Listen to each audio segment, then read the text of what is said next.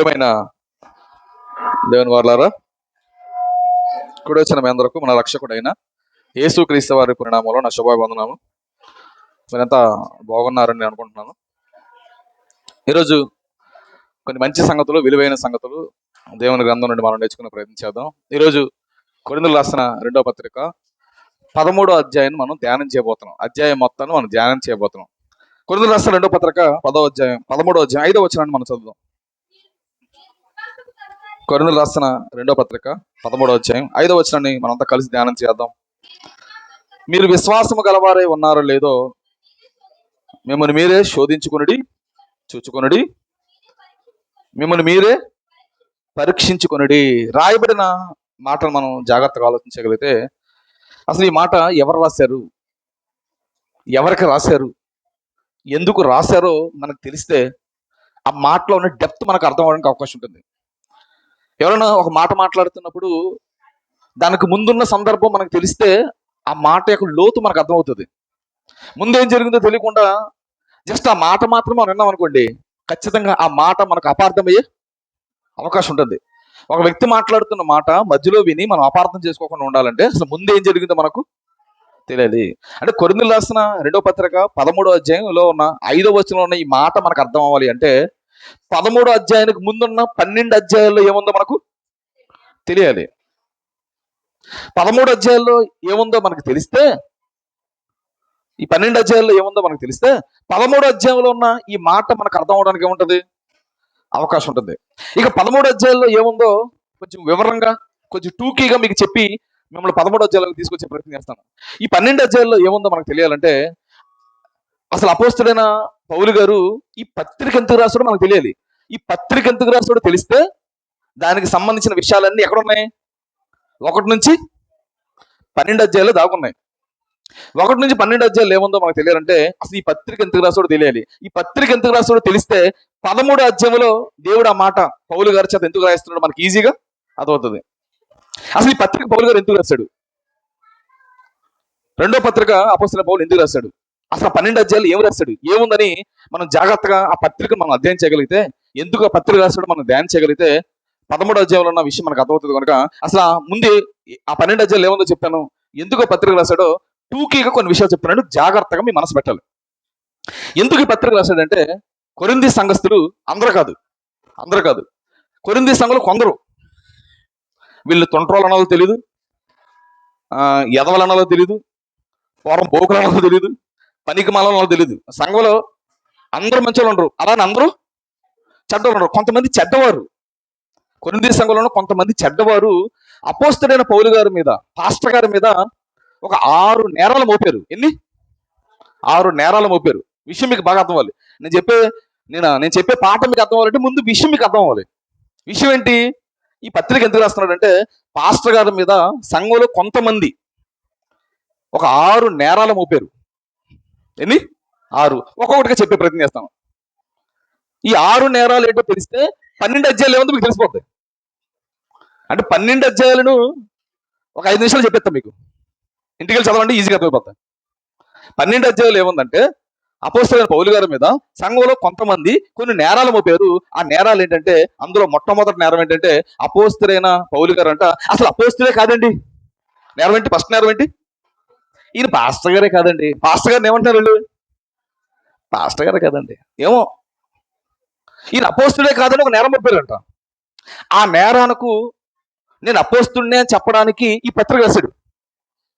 వాళ్ళు వేసిన నేరం ఏంటి, ఈయన అపోస్తలుడే కాదు, నేను అపోస్తలుడే అని చెప్పుకోవడానికి ఏం రాశాడు, ఈ పత్రిక రాశాడు.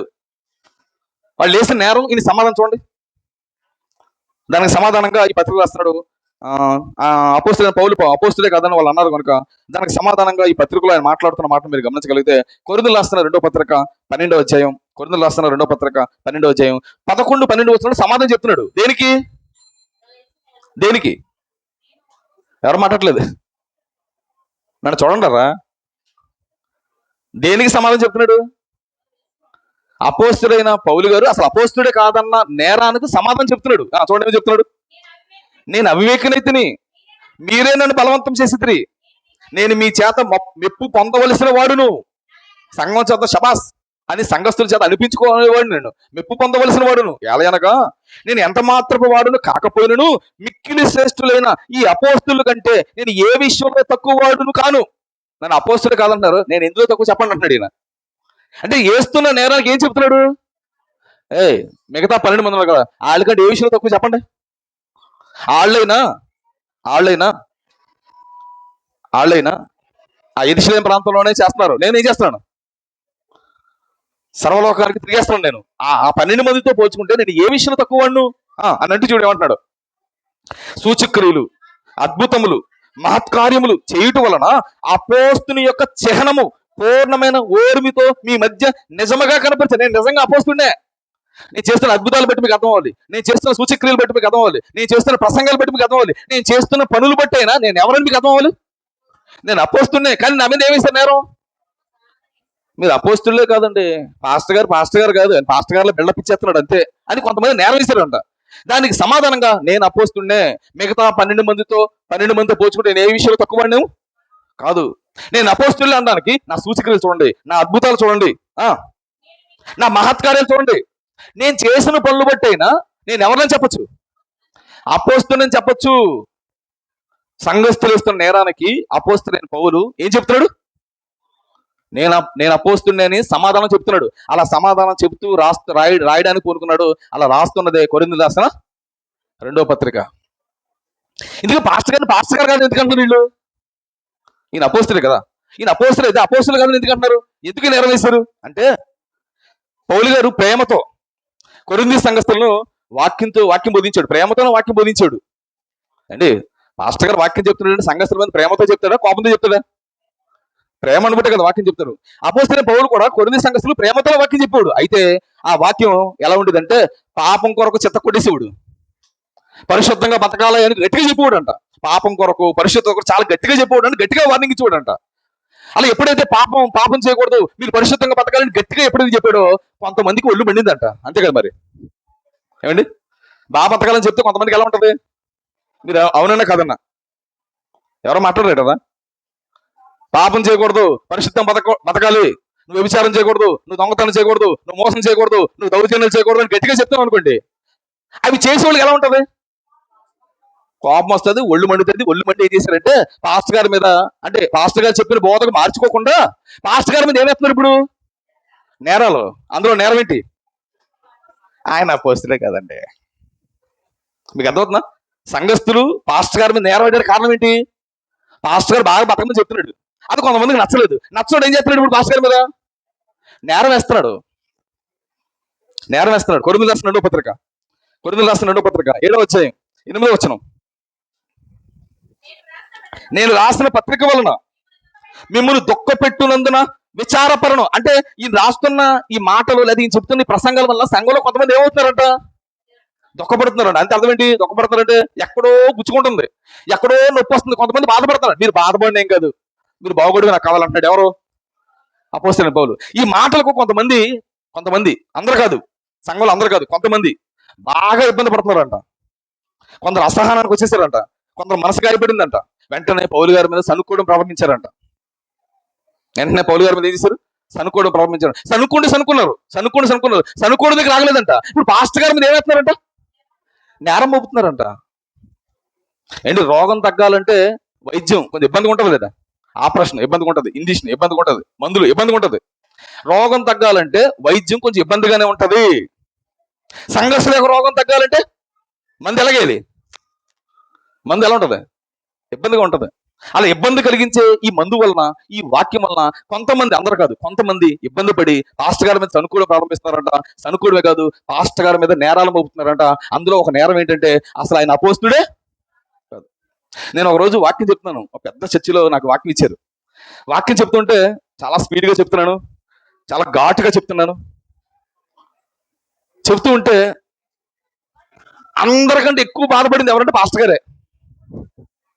నా ప్రసంగానికి అందరికంటే ఎక్కువగా బాధపడింది ఎవరు? పాస్టర్ గారే. పాస్టర్ గారు బాధపడకూడదు, నేను చెప్పిన మాటలకు ఏం చేసుకోవాలి? పాస్టర్ గారు మార్చుకోవాలి. మార్చుకోకుండా ఒళ్ళు మండినట్టు ఉంది. ప్రసంగం అయిపోయిందా మైక్ తీసుకున్నాడు. మైక్ తీసుకుని వాక్యం అంతా బాగానే చెప్పాడు కానీ అని ఇప్పుడు నా మీద నేరం ఎత్తాడు. ఏంటి నేరం? మొదట పేతురు అన్నాడు. ఏ పేతురు అన్నానంట? ఒకటో పేతురు అన్నానంట. ఒకటో పేతురు 3వ అధ్యాయం అన్నానంట. ఇప్పుడు నేరం ఏంటి నా మీద? పేతురు గారు రాసిన మొదటి పత్రిక అనాలి, కానీ ఈ కుర్రాడు ఏమన్నాడు? ఇప్పుడు ఒకటో పేతురు అంటే నష్టం ఏంటి? అది నేరమా? అది నేరమా? ఆ రోజు ఏమన్నానంటే కీర్తనల గ్రంథం అన్నాను. కీర్తనల గ్రంథం అనకూడదు, కీర్తనలు అన్నాడు. ఇప్పుడు చెప్పిన వాక్యం మొత్తం పక్కన పెట్టాడు. ఇప్పుడు నా మీద ఏమేస్తున్నాడు? ఎందుకని? అయ్యగారికి ఎక్కడో పుచ్చుకుంది. అంటే మనం చెప్పే ప్రసంగం ఒకరికి నచ్చకపోతే, కొంత ఇబ్బందిగా ఉంటే వాడు ఏం చేస్తారనమాట? నేరం మోపుతారంట. అది ఏ సంఘంలో అయినా సరే. అపోస్తలుడైన పౌలంతటోడి మీదే కొరింథీ సంఘస్థులకు ఆయన చెప్పిన బోధ నచ్చక ఇబ్బంది పడి మార్చుకోవడం మానేసి సనుకోవడం ప్రారంభిస్తారంట. పాస్టర్ గారి మీద నేరం వేస్తారంట. అందులో ఒక నేరం ఏంటి? ఈయన అపోస్తుడే కాదు, ఇది మొదటి నేరం. రెండో నేరం చూడండి ఎలా ఉంటాయి నేరాలు. ఏంటి? ఒక వ్యక్తి మీద మనం నిందేస్తున్నప్పుడు అబద్ధం కూడా ఎలా ఉండాలంట? సహజంగా అబద్ధం కూడా ఎలా ఉండాలంటారు లోకంలో? అతుకున్నాడు, ఈ అబద్ధాలు అతుక్కోవచ్చు ఎలా ఉంటాయో. రెండో నేరం చూడండి. రెండో నేరం పాస్టర్ గారు చూడడానికి అంత బాగోడండి. నేరం. ఇప్పుడు పాస్టర్ గారు ఎలా ఉంటుంది నీకేట్రా? నాలా పుట్టుకున్నాడేమో, నాలా నల్లగా ఉన్నాడేమో, నాలా సరిగ్గా మంచి బట్టలు వేసుకోవట్లేదు, ఏమో నాకు తెలీదు. నేరం. ఇది నేరం ఏంటి? ఏమండి? ఇదే అపోస్తులుడు ఒకప్పుడు వాక్యం చెప్తే నచ్చిన వచ్చావు కదా, అప్పుడు అందంగా లేడా? అప్పుడు ఎలా ఉన్నాడు కదా? ఏంటి ఈయన వాక్యం చెప్పి మార్చినప్పుడు పాస్టర్ గారు ఎలా ఉన్నాడు? ఈరోజు వాక్యం చెప్పేటప్పుడు పాస్టర్ గారు ఉన్నాడు. నేను చెప్తాను, మీరు అందరు ఇక్కడికి వచ్చారు కదా, మీరు అందరూ రాకముందు ఇంతే ఉన్నాను, ఇప్పుడు ఇంత ఉన్నాను. ఏమన్నా కలర్ ఏమన్నా మారేనా? ఏమండి? ఏమైనా హైట్ పెరిగినా? హైట్ పెరగలా, కలర్ పెరగలా, సేమ్ అంతే ఉన్నాను. ప్రారంభంలో మారినప్పుడు పాస్టర్ గారు బాగా ఉన్నాడు, ఇప్పుడు వీడికి ఎప్పుడైతే నొప్పి వస్తుందో నేరం ఎత్తున్నాడు. నేరం ఏంటి?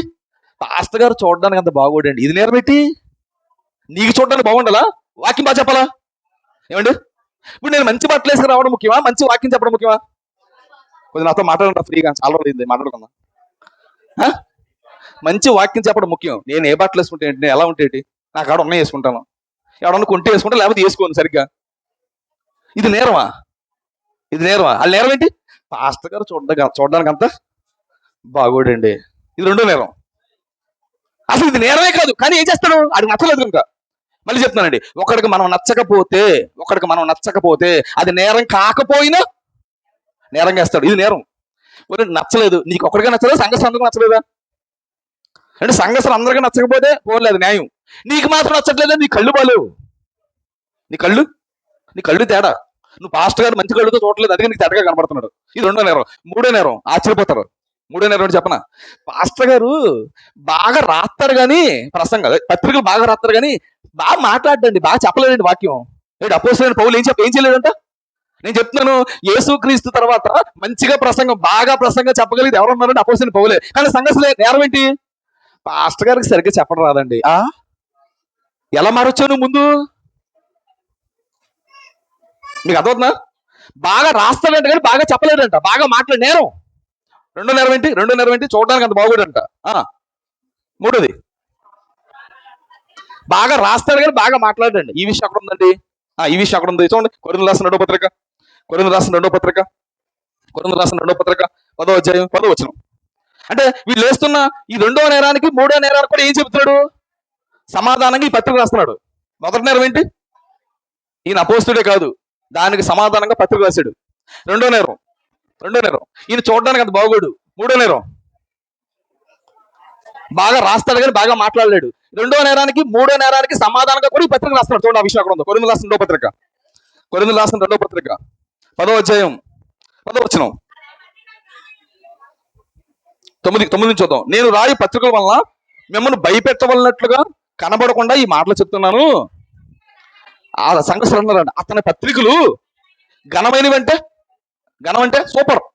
పత్రికలు మాత్రం సూపర్, బాగా రాస్తారండి పాస్టర్ గారు. మా పాస్టర్ గారు బాగా రాస్తారు, ఘనమైనవి బలీయమై ఉన్నవి, కానీ అతడు శరీర రూపంగా బలహీనుడు. బాగా రాస్తాడు కానీ మా పాస్టర్ గారు చూడడానికి అది బాగోడంట. నేరం. బాగా రాస్తాడంట, చూడడానికి బాగోడంట. బాగా రాస్తాడంట, చూడడానికి బాగోడు. నీకేంటి ఇప్పుడు? అది నేరమా? అతడు ప్రసంగం కోర దగ్గరది కాదని ఒక అంటున్నాడంట. ప్రసంగం అంత బాగోదండి, పాస్టర్ గారు బాగా రాస్తాడు కానీ బాగా మాట్లాడలేదండి. ఇదే నేరం రా నాయన. ఏంటి నేరం అనుకుంటున్నారు? ఎందుకు నేరం వేశారు మళ్ళీ చెప్పండి. ఆడికి నచ్చకపోతే, ఒక మనిషికి మనం నచ్చకపోతే ఆ డేసే నేరం ఇలాగ ఉంటాయి. గుర్తుపెట్టుకోండి, మీరు ఒక మనిషికి నచ్చకపోతే ఆడు ఇలాంటి నేరాలు వేస్తాడు, పనికి మళ్ళీ నేరాలు వేస్తాడు. అది నేరమే కాదు, నేరం ఎత్తాడు. అలాంటి వాళ్ళు పట్టించుకోకండి మీరు.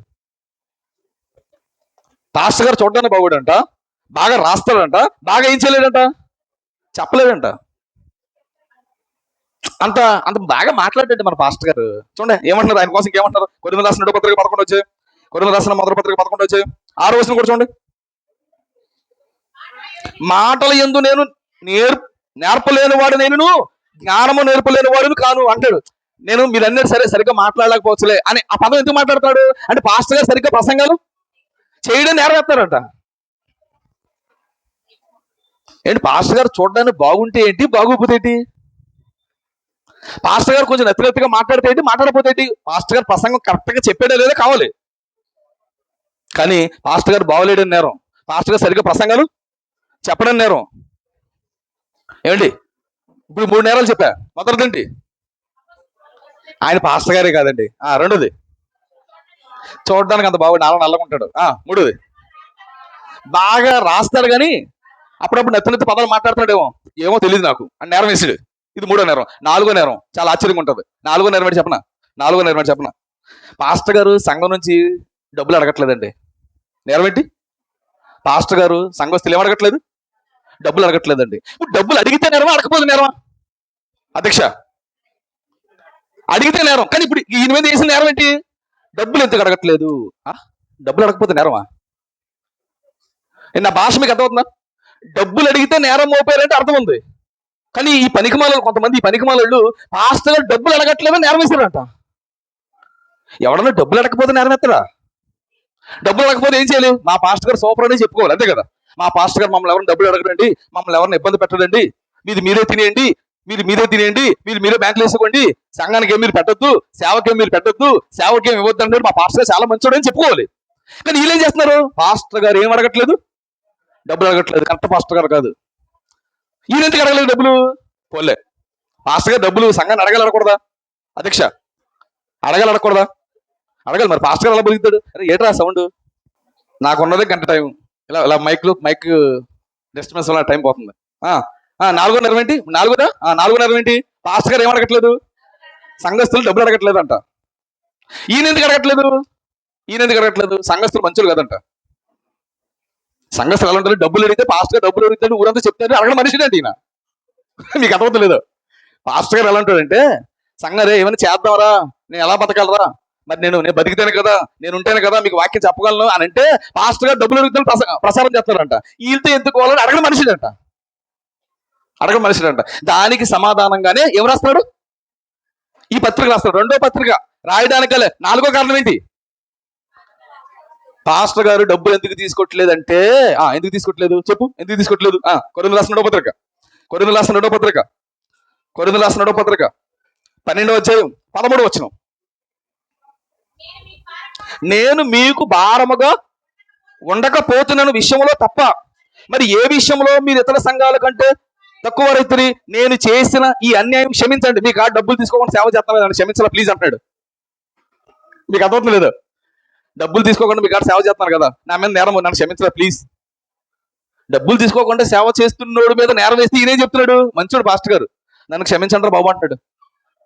డబ్బులు తీసుకోకుండా సేవ చేయడం అన్యాయమే. డబ్బులు తీసుకోకుండా సేవ చేయడం ఏంటి? అన్యాయమే.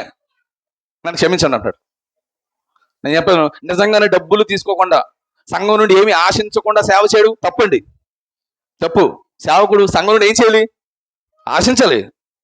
మరి మేకలు కాస్తున్నప్పుడు, గొర్రెలు కాస్తున్నప్పుడు, గొర్రెలు కాపర ఏం చేయడు? దాని పాలు తాగడా?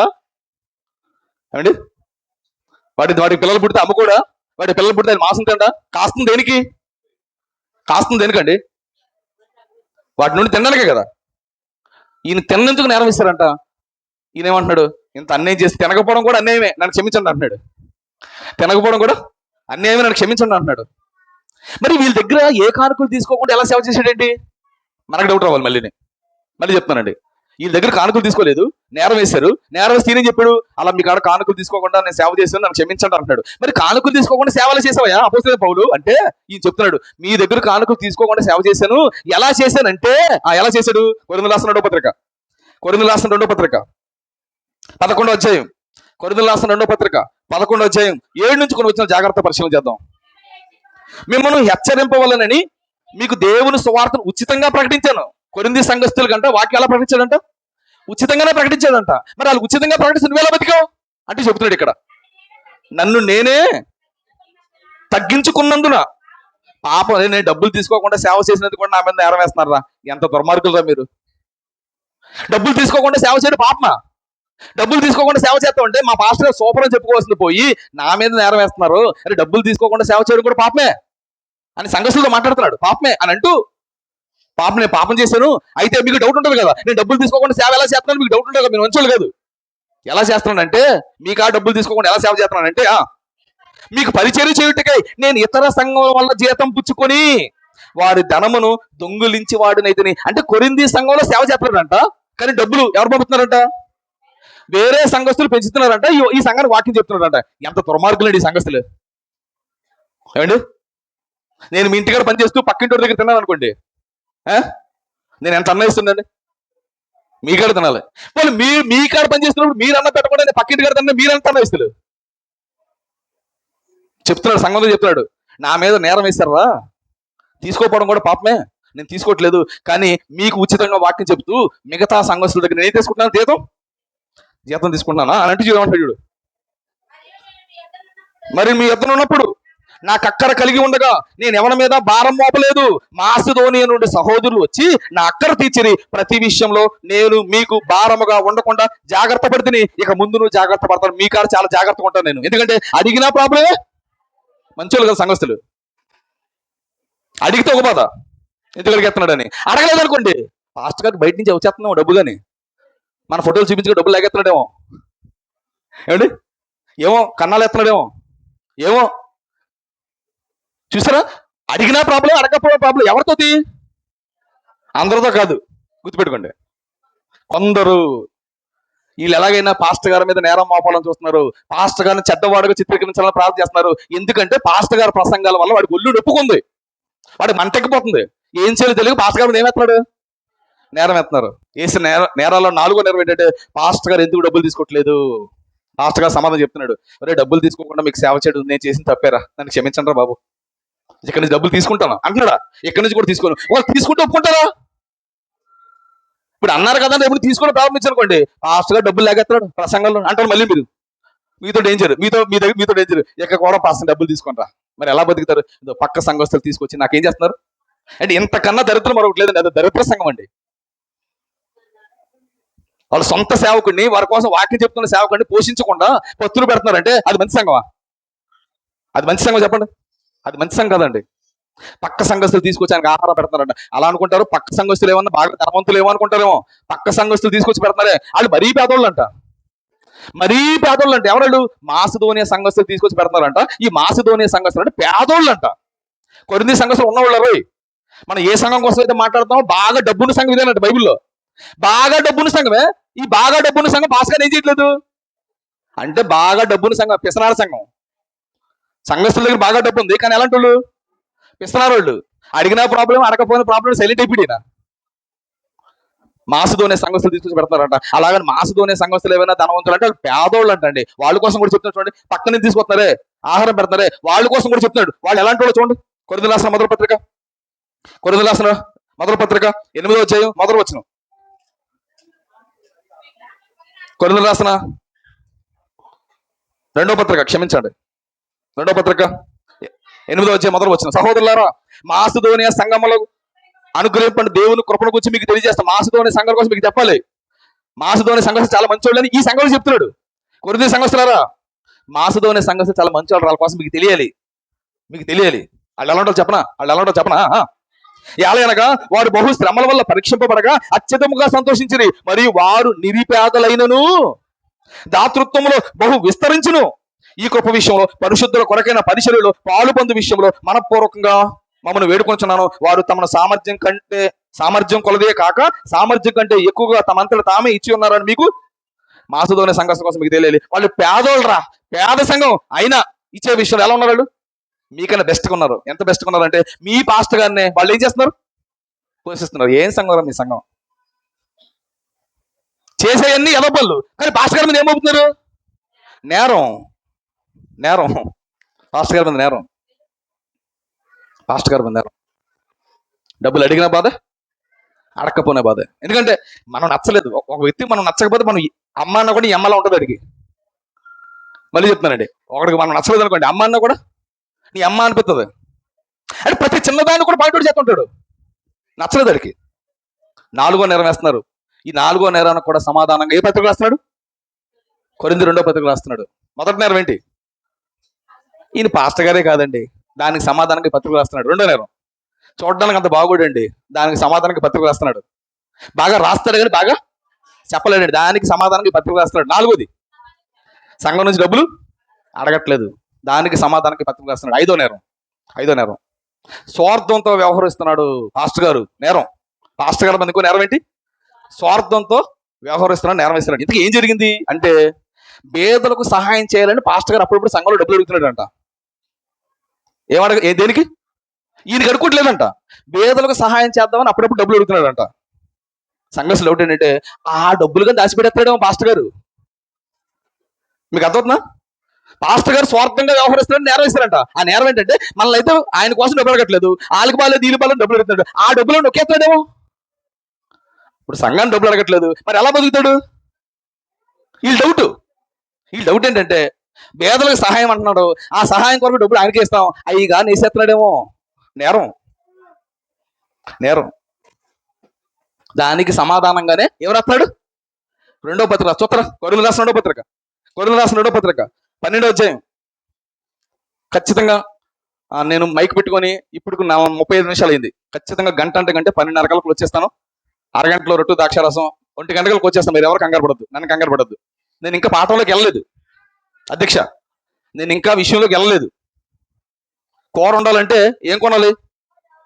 కాయగూరలు కొనాలి, మార్కెట్కి వెళ్ళాలి, కాయగూరలు కొనాలి, ఇంటికి తీసుకొచ్చుకోవాలి, కడుక్కోవాలి, మొక్కలు కోసుకోవాలి, అప్పుడు పొయ్యి మీద పెట్టాలి. ఇంకా పొయ్యి మీద పెట్టలే, కొండలోనే ఉన్నా.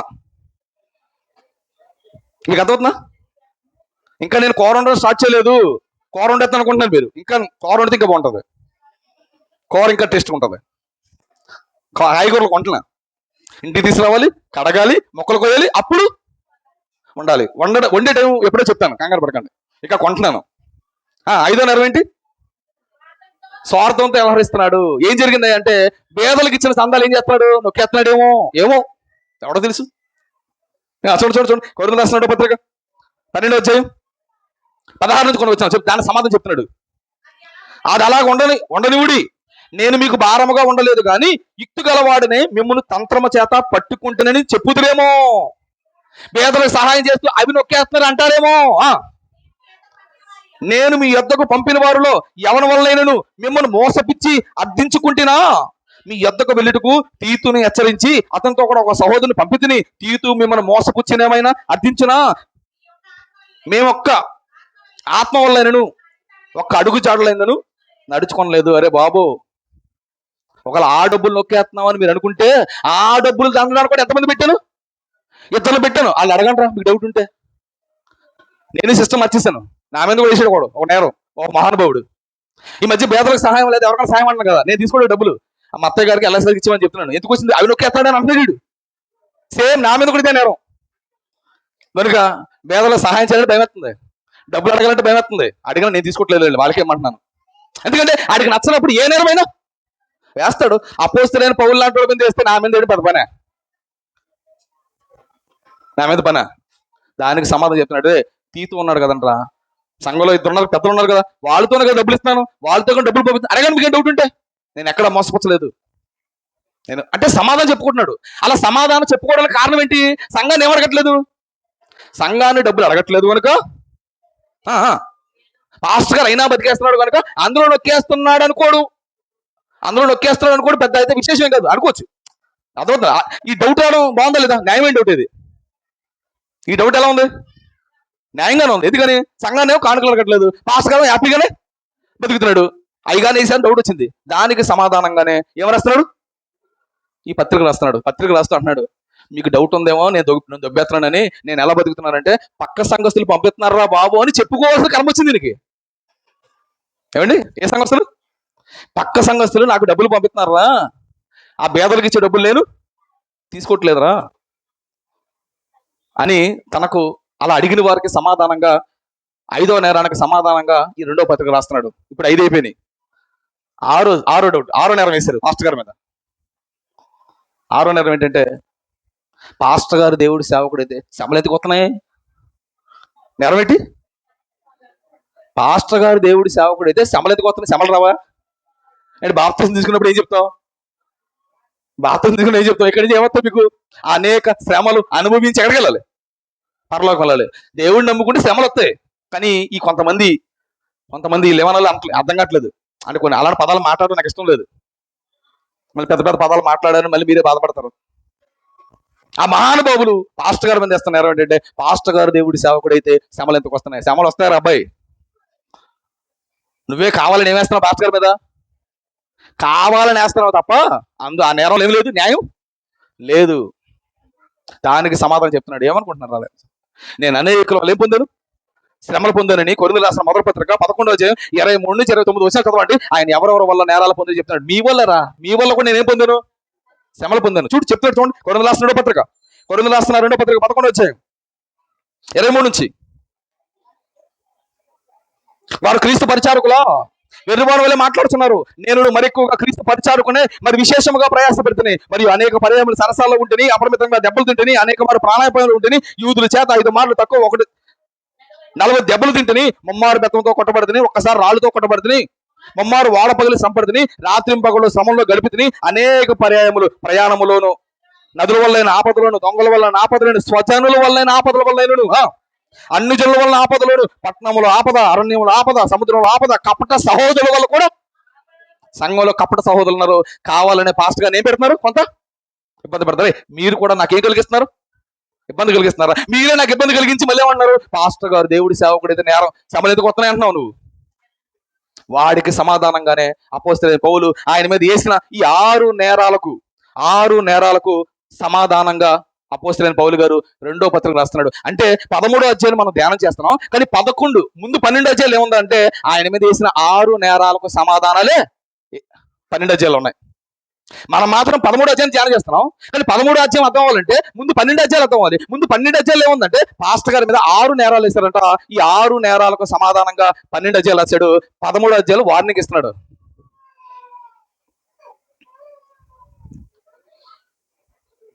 నాకు అర్థంగా అడుగుతున్నానండి. సంఘస్థులు నేరం ఎత్తేసారు అపోస్తలుడు పౌలు మీద, నేరం ఎత్తేసారు. చూడమ్మా, సంఘస్థులు నేరం ఇస్తారండి. ఎత్తి వేసుకొని అనుకోని ఉదయాలు, కానీ పాస్టర్ గారు సమాధానం చెప్పాలండి. మళ్ళీ నేను అడుగుతున్నాను. ఇప్పుడు సంఘస్థులు అంటే అన్నారండి, పోతే పోనే ఆడంటే అన్నాడు, ఆడికి నేను సమాధానం చెప్పేది ఏంటి అంటే అనుకోని అని పడకూడదు పాస్టర్ గారు. మళ్ళీ అడుగుతున్నానండి, పాస్టర్ గారిని 20 మాట అన్నాడండి, పడాలా సమాధానం చెప్పాలా? మాట్లాడంటారా? పడాలి, తగ్గించుకొని ఉండాలి, అంతే కదా? ఇది న్యాయం. ఇప్పుడు నేనే సమాధానం చెప్పాను, మీరు ఏమంటారు? అంటే అన్నాడు అంటే ఆడు సరిగ్గా తెలియదు, నువ్వు ఎందుకు సమాధానం చెప్పి నన్ను అంటారా మీరు? అంటే అప్పుడు మీరు నన్ను అన్నాను కాదు, అపోస్తలుడు పౌలా నేను అంటే అన్నారు, పడాలి కదా, నువ్వు ఎందుకు సమాధానం చెప్తావు అంటున్నాను నేను. మీరేమంటారు? నాలో చిన్నోడు అయితే నువ్వు ఎందుకు మాట్లాడమంటారు. అపోస్తలుడు పౌలు అయితే ఎవడు మాట్లాడు. అపోస్తలుడు పౌలు చేస్తే న్యాయం, గాబ్రియలు చేస్తే నేరం. ఏంటండి అన్యాయం? నాకే జరుగుతుంది, అందరికీ జరుగుతుందా? విశ్వాసులు ఏమన్నా పాస్టర్ గారు ఏం చేయాలి? నోరు మూసుకొని అన్ని మూసుకొని ఉండాలి. తగ్గించుకోవా పాస్టర్ గారు అంటారు మళ్ళీ వీళ్ళే, అంటే మాత్రం వనలా అంటారు వీళ్ళే. మరి అపోస్తలుడు పౌలు కూడా సమాధానం చెప్తున్నాడు కదా నేరాలకి. ఏమండి, ఆయన సమాధానం చెప్తున్నాడు అంటే అప్పుడప్పుడు మన మీద వచ్చే నేరాలు కూడా ఏం చెప్పాలన్నమాట, అంతే కదా దీని అర్థం. అసలు నేరాలు వేస్తే పట్టించుకోకూడదండి అపోస్తలుడు పౌలు, కానీ అపోస్తలుడైన పౌలు పట్టించుకుంటున్నాడంటే ఒక బలమైన కారణం ఉంది. ఆ కారణం చెప్తాను మీకు. ఒక కారణం ఉంది, ఆ కారణం చెప్తాను, జాగ్రత్తగా మీరు అనండి. ఆ కారణం ఏంటంటే పౌలు అపోస్తలుడు అని సంఘం నమ్మలేదు అనుకోండి, పౌలు అసలు పాస్టర్ గారే కాదు అని ఈ కొంతమంది చెప్తున్న ఈ మాటలని బట్టి, ఆ మాటల సంగతి మంచిగా కూడా చెప్తారు కదా, ఈ చెడ్డోడు ఏం చేస్తాడు? ఊరుకుంటాడా? నేను ఒకటి నచ్చలేదండి, ఆడు ఊరుకుని ఉంటాడా? కొరలకి నచ్చలేదు నేను, ఊరుకుని ఉంటాడా? కొరలు ఏం చేస్తాడు? అనియా కాసనియా నాగేశు అని ఏం చేస్తాడు? చెప్పడా? గమ్మున ఉంటాడా? వాళ్ళు చెప్పే మాటలకి, ఈ చెడ్డోడు చెప్పే మాటలకి మంచోళ్ళు కూడా పాడైపోయారు అనుకోండి. అపోస్తలుడైన పౌలు పౌలే కాదు, ఆయన అపోస్తలే కాదు, ఆయన పాస్టర్ గారే కాదని వీళ్ళు చెప్పే మాటలు ఒకవేళ నమ్మింది అనుకో సంఘం, పాస్టర్ గారు చెప్పిన బోధన వింటాదా సంఘం? నా పాయింట్ మీకు అదవుతుందా? అంటే పాస్టర్ గారు చెప్పే బోధన సంఘం నమ్మాలి అంటే పాస్టర్ గారి మీద ఉన్న నేరాన్ని ఏం చేయలేనా? ఎవరు మాట్లాడారు కదా, నన్ను చూడండి రా, నల్లగా నన్నే చూడండి, మీరంతా చాలా బాగున్నారు, నాకన్నా అందంగా ఉన్నారు. పాస్టర్ గారి మీద వచ్చిన ఈ నేరం, పాస్టర్ గారు అంటే నచ్చని వాడు వేస్తున్న ఈ నేరం సంఘంలో మరికొంతమంది నమ్మేశారు అనుకోండి, పాస్టర్ గారు నిజంగా పాస్టర్ గారు కాదు, అపోస్తులు కాదని మిగతా వాళ్ళంతా నమ్మేస్తే పాస్టర్ గారు చెప్పిన బోధను సంఘం వింటాదా? వినదు. అంటే ఇప్పుడు సంఘం ఆయన బోధ వినాలి అంటే ఆయన మీద ఉన్న నేరాన్ని ఏం చేయలేనా? సమాధానం చెప్పుకోవాలి. చెడ్డోళ్ళ కోసం అది మాట్లాడుతున్నాను. మంచోడు కూడా పడిపోతాడు ఈ చెడ్డోడు వల్ల. మంచోడు కూడా నమ్మేసాడు అనుకోండి, ఈ మంచోడు కూడా ఈయన చెప్పే బోధన ఏం చేయడు? వినడు. అంటే మంచోళ్ళు ఈ బోధ వినాలి అంటే ఈయన మీద వచ్చిన నేరానికి సమాధానం ఖచ్చితంగా చెప్పాలి. అపోస్తలుడైన పౌలు నిజంగా దొంగనండి, ఆ కానుకలు వేదకు పంపిస్తున్న కానుకలు కన్నాలు వేసేసి పక్కన దాచిపెడతాను సంఘం నమ్మింది అనుకోండి, అపోస్తలుడు చెప్పే మాటలు ఏం చేయరు సంఘం. అంటే ఆయన బోధ వినాలన్నా, ఆయన మాటలు వినాలన్నా ఆయన మీద ఉన్న నేరాలకు ఏం చెప్పాలి? ఈయన సమాధానం చెప్పాలి. సమాధానం చెప్పలేదు అనుకోండి, సైలెంట్గా ఉన్నాడు అనుకోండి, వాళ్ళందరూ నమ్మేస్తున్నారు అనుకోండి. ఇప్పుడు నిజంగా నేను దొంగని మీరు నమ్మారు అనుకోండి, కూర్చున్నారు, నేను వాక్యం చెప్తే మీకు ఎలా ఉంటుంది? చెప్పేవాళ్ళారా పాస్టర్, నీ సంగతి మాకు తెలిసిలే, బయటికి చెప్పరు కానీ ఉంటారు లేదా? ఆ ఫీలింగ్తో ఉంటారు. మీరు ఆ ఫీలింగ్తో ఉండకుండా ఉండాలంటే నేనేంటో, నా క్యారెక్టర్ ఏంటో, నేను నిజంగా చేశాను లేదో సమాధానం ఖచ్చితంగా మీకు చెప్పాలి, మిమ్మల్ని నమ్మించాలి, మీ మనసును సెట్ చేయాలి. అప్పుడు మీరు కూర్చో వాక్యం ఏంటి, నా వాక్యం మీరు వింటారు. అంటే అపోస్తలుడైన పౌలు వారు వేసిన నేరం సైలెంట్ అయిపోవచ్చు, సమాధానం చెప్పాల్సిన అవసరం కూడా లేదు. కానీ మంచోళ్ళు కూడా పాడు చేసేస్తారేమో అని భయంతో ఈయన సమాధానంగా ఏమి రాస్తున్నాడు? కొరింథీయులు రాసిన 2వ పత్రిక రాస్తున్నాడు. అంటే కొరింథీయులు రాసిన 2వ పత్రిక రాయడానికి అపోస్తలుడైన పౌలుపై 6 నేరాలు వేశారు. 6 నేరాలకు సమాధానంగానే 2వ పత్రిక రాశారు. 1 నుంచి 12 అధ్యాయంలో వేసిన నేరాలకు ఏముంది? సమాధానం ఉంది. ఇప్పుడు విషయంలో మిమ్మల్ని తీసుకెళ్తాను. ఇంకా వంట ప్రారంభించలేదు. 45 నిమిషాలు అయింది. ఇంకా వంట ప్రారంభించలేదు. ఇప్పుడు విషయంలో తీసుకెళ్తాం. అంటే కొరింథీ పత్రిక 2వ పత్రికలో ఏముందయ్యా అని మనం ఆలోచించగలిగితే అపోస్తలుడైన పౌలుపై చేసిన 6 నేరాలకు ఏముంది? సమాధానం ఉంది. ఇక ఆ పత్రికను అంతటిని, ఆ 2వ పత్రికను అంతటిని మీకు అర్థం అవడం కోసం 4 ముక్కలు చేసి ముందు పడేస్తా. ఆ పత్రిక మనకు అర్థం అవ్వాలంటే ఆ పత్రికను 4 భాగాలుగా విభజించాలి. ఏ పత్రికని? 2వ పత్రికని. ఆ 2వ పత్రికను 4 భాగాలుగా విభజిస్తాను. ఒక్కొక్క భాగానికి ఒక పేరు పెడతాను. మీరు ఇంటికి వెళ్ళి చదవండి, పువ్వు విడిపోయినట్లు విడిపోద్ది. మీరు అంత కష్టపడే సమస్య లేదు. ఇంత స్టోరీ విన్న తర్వాత మీరు చదవండి, ఈజీగా అర్థమైపోద్ది. నేను ఈ స్టోరీ చెప్పకుండా మీరు ఎంతసేపు చదవండి, మీకు ఏం అర్థం కాదు. అంటే ఒక పత్రిక మీకు అర్థం అవడం కోసం ఎంతసేపు కష్టపడ్డాను? 40 నిమిషాలు కష్టపడ్డాను. 40 నిమిషాలు ఈ విషయాలన్నీ రాసుకోవడానికి, అర్థం చేసుకోవడానికి 6 రోజులు పట్టింది నాకు. రాసా చూడరా. ఓకే, ఈ 2వ పత్రికను 4 భాగాలుగా విభజించాలి. చదివేటప్పుడు 4 భాగాలు విభజించుకోవాలి. ఒక్కొక్క భాగానికి ఒక్కొక్క పేరు పెడుతున్నాను. మొదటి భాగానికి ఉన్న పేరు ఏంటంటే పౌలు యొక్క పరిచర్య. పౌలు గారు ఎలా పరిచర్య చేశాడో తను నిరూపించుకుంటున్నాడు. ఆయన ఎంత మంచోడో, ఎలా పరిచర్య చేశాడో నిరూపించుకుంటున్నాడు. ఈ విషయాలు ఎక్కడ ఉన్నాయంటే 1వ అధ్యాయం నుంచి 7వ అధ్యాయం వరకు పౌలు యొక్క పరిచర్య. పౌలు తను ఎలా పరిచర్య చేశాడో సంఘానికి రాస్తాడు. ఎందుకంటే నేరం వేసినోడికి ఏం చెప్పాలి? సమాధానంగా తను ఎలా పరిచర్య చేశాడో 1 నుంచి 7 అధ్యాయంలో పౌలు యొక్క పరిచర్య. ఇది మొదటి భాగం. ఇక 2వ భాగం పరిశుద్ధుల కొరకైన చందా. పరిశుద్ధుల కొరకు అంటే పేదోళ్ళకి చందాలు వేస్తాడు, నొక్కేద్దాం అన్నారు కదా, దానికి సమాధానంగా 2వ భాగం రాశాడు. 8వ అధ్యాయం 9వ అధ్యాయంలో పరిశుద్ధుల కొరకైన చందా, అది 2వ భాగం. ఇక 3వ భాగం అపోస్తలుడైన పౌలు అపోస్తుడే అని నిరూపించడానికి, కన్ఫర్మ్ చేయడానికి 3వ భాగం రాస్తున్నాడు. 10 నుంచి 12 అధ్యాయాల్లో ఆయన అపోస్తుడే అని కన్ఫర్మ్ చేయడానికి రాశాడు. మొదటి భాగం ఆయన చేసిన పరిచర్య కూడా రాశాడు, అది 1 నుంచి 7 అధ్యాయాలు. రెండోది పరిశుద్ధుల కొరకైన చంద 8, 9 అధ్యాయాల్లో ఉంది. మూడోది నేను అపోస్తున్నే అని కన్ఫర్మ్ చేయడానికి 10 నుంచి 12 అధ్యాయాలు ఉంది. చివరిగా 4వ భాగం పేరేంటే ముగింపు మాటలు పలికాడు. ఆ ముగింపు మాటలే 13వ అధ్యాయం. ఇప్పుడు మనం ఆలోచిస్తున్న 13వ అధ్యాయం ఏ భాగానికి సంబంధించింది? ముగింపు భాగానికి సంబంధించింది. ముగింపు మాటలు అంటే చివరి మాటలు ఎలా ఉంటాయి? కొంచెం స్ట్రాంగ్ గానే ఉంటాయి, అవును కదా? ఏమండి, చివరి మాటలు ఎలా చెప్తాం? ఖచ్చితంగా మనం చాలా స్ట్రాంగ్ గా మాటలు చెప్తాం. చివరి మాట చాలా విలువైన మాటలు కూడా చెప్తాం. అపోస్తలుడైన పౌలు కొరింథీ సంఘానికి తన పరిచర్య కోసం రాశాడు, పరిశుద్ధుల కోసం చందా కొరకు రాశాడు. ఇంకా నేను అపోజిట్ నేను కన్ఫర్మ్ చేయండి కొన్ని విషయాలు రాస్తాడు. చివరగా ముగింపు మాటలు రాస్తున్నాడు. ఇప్పుడు మనం ఆలోచించే భాగం ఎన్నో భాగం అంటే అపోజితులైన పౌలు కొరింథీయులకు రాస్తున్న రెండో పత్రికలో మనం ఏ భాగాన్ని మనం ధ్యానం చేయబోతున్నాం అంటే 4వ భాగాన్ని మనం ధ్యానం చేయబోతున్నాం. 4వ భాగానికి ఉన్న పేరేంటి? ముగింపు మాటలు. ముగింపు మాటలు. ఈ ముగింపు మాటలకు సంబంధించిన 13వ అధ్యాయాన్ని మనం ఏం చేస్తున్నాం? ధ్యానం చేస్తున్నాం. ఇక ఈ 13వ అధ్యాయాన్ని మనం అర్థం చేసుకోవాలంటే మళ్ళీ 13వ అధ్యాయంలోకి వచ్చాను. ఇప్పుడు ఏమో పత్రిక కోసం చెప్పాను. పత్రిక ఎన్ని భాగాలు చేయాలి? 4 భాగాలు. 4 భాగాల్లో మనం ఉన్నది ఎన్నో భాగం? 4వ భాగం.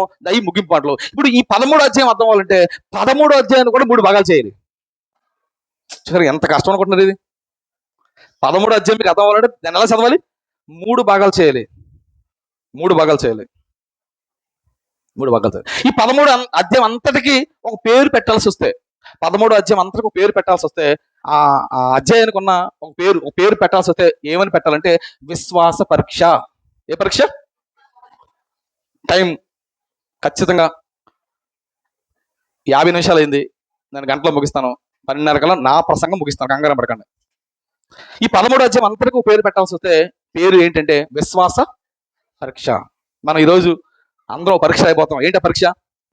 ఖచ్చితంగా ఈరోజు రాయం, వచ్చే వారమే, ఎందుకంటే టైం అయిపోయింది కదా. విశ్వాస పరీక్ష పేరు పెట్టాలి. ఇక ఈ 13వ అధ్యాయాన్ని మనం ధ్యానం చేస్తున్నాం కనుక 13వ అధ్యాయం మనకు అర్థం అవ్వాలంటే 13వ అధ్యాయాన్ని కూడా 3 భాగాలు చేయాలి. ఎన్ని భాగాలు? 3 భాగాలు చేయాలి. ఒక్కొక్క భాగానికి ఒక్కొక్క పేరు పెడతాను. ఒక్కొక్క భాగానికి ఒక పేరు మీకు బాగా అర్థం అవడానికి. మొదటి భాగం పేరు ఏంటంటే మిమ్మల్ని మీరే సిద్ధపరచుకోండి. మొదటి భాగం పేరేంటి? మిమ్మల్ని మీరే సిద్ధపరచుకోండి. 1 నుంచి 4 వచనాలు. 1 నుంచి 4 వచనాలు ఏముంది? మిమ్మల్ని మీరే సిద్ధపరచుకోండి. ఇది మొదటి భాగం. రెండో భాగం మిమ్మల్ని మీరే పరీక్షించుకోండి. రెండో భాగం పేరేంటి? మిమ్మల్ని మీరే పరీక్షించుకోండి. 5 నుంచి 10 వచనాలు. మూడో భాగం పేరు మిమ్మల్ని మీరే ఐక్యపరచుకోండి. 11 నుంచి 14 వచనాల వరకు. ఇది మొత్తం కొరింథీయులకు రాసిన రెండో పత్రికకు సంబంధించిన వివరణ. రెండో పత్రికను రాయడానికి 6 కారణాలు, 6 నేరాలకు సమాధానంగా రెండో పత్రిక రాయబడింది. రెండో పత్రికను 4 భాగాలు చేయాలి. మొదటి భాగం పౌలు పరిచర్య, రెండోది పరిశుద్ధుల కొరకైన చంద, మూడో నేనే అపోస్తలుని కన్ఫర్మ్ చేస్తున్నాడు, 4వ భాగం పేరు ముగింపు మాటలు. ఆ ముగింపు మాటలకు సంబంధించి అధ్యాయాన్ని కూడా 3 భాగాలు చేసాము. ఆ 3 భాగాల్ని ఏమని పెట్టామంటే పేర్లు మిమ్మల్ని మీరే సిద్ధపరచుకోండి మొదటి భాగం, మిమ్మల్ని మీరే పరీక్షించుకోండి రెండో భాగం, మిమ్మల్ని మీరే ఐక్యపరచుకోండి అన్నది 3వ భాగం. ఇప్పుడు మనం ఏం చేస్తామంటే ఈ 3 భాగాలు మనం ధ్యానం చేయబోతున్నాం. ఈ 3 భాగాలకు పెట్టి పేరేంటి? విశ్వాస పరీక్ష. ఇప్పుడు వంట ప్రారంభిస్తున్నా. టైం అయిపోయింది. ఏం చేయమంటారు? అదే ఇప్పుడు కాయగూరలు వచ్చేసి మార్కెట్కి వెళ్ళాను, కాయగూరలు కొన్నాను, క్లీన్ చేసాను, మొక్కలు కోసి పెట్టుకున్నా. ఇప్పుడు వేయడమే. ఎందులోని? టాస్లోని. 3 భాగాలు. ఈ 3 భాగాలు చెప్పడానికి టైం ఈరోజు లేదు. వచ్చే వారం చెప్తాను. అంటే వచ్చే వారం నేను చెప్పే విషయం మీకు అర్థం అవ్వాలంటే ఇప్పుడు వరకు చెప్పిన ఈ గంటని మీరు ఏం చేయాలి? ఒకసారి మళ్ళీ ఆలోచించండి, చదవండి, రండి. వచ్చే వారం మాట్లాడుకుందాం. వచ్చే వారం మంచి వంట చేద్దాం. మసాలా వేస్తాను, కారం వేస్తాను, ఉప్పు వేస్తాను, నూనె వేస్తాను, చాలా టేస్ట్గా వండి పెడతాను. ప్రార్థన చేసుకుందాం. దయగల తండ్రి, కృపల దేవ, నాయనా తండ్రి, మంచి సమయంలో తండ్రి మీరు రాయించిన గ్రంథంలో ఉన్న లోతైన సంగతులు మేము అధ్యయనం చేసాం. నాన్న, కొరింథీ సంఘంలో కొంతమంది కావాలనే ఉద్దేశపూర్వకంగా వారికి నచ్చక ఎలాగైనా చెడ్డగా ప్రచారం చేయాలనే ఉద్దేశంతో అపోస్తలుడైన పౌలుపై కొన్ని నేరాలు వేసినట్లుగా మాకు అర్థమవుతుంది తండ్రి. ఆ నేరాలకు సమాధానంగానే ఆ పత్రిక రాసేది మాకు అర్థమవుతుంది. నైనా తండ్రి, ఒక మనిషికి నచ్చకపోతే కావాలనే నేరాలు వేస్తాడని మాకు అర్థమవుతుంది దేవా. నైనా మాకెవరైనా నచ్చకపోతే అలా కావాలని నేరాలు వేసేవారుగా మేము ఉండకుండా మమ్మల్ని మేము సరి చేసుకునేవారుగా, మమ్మల్ని మేము తండ్రి శుద్ధి చేసుకునేవారుగా, మమ్మల్ని మేము మార్చుకునే ఆ మంచి బుద్ధిని మాకు దయచేయండి.